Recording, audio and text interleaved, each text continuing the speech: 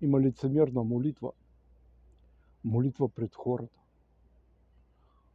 Как проповедници адвентистки се молят без да се примирят с братя.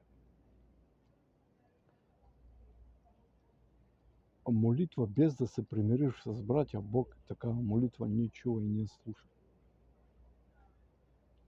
Тоест, той обръща ухото си, затваря ухото си. Той вижда сърцето ти, защо се молиш.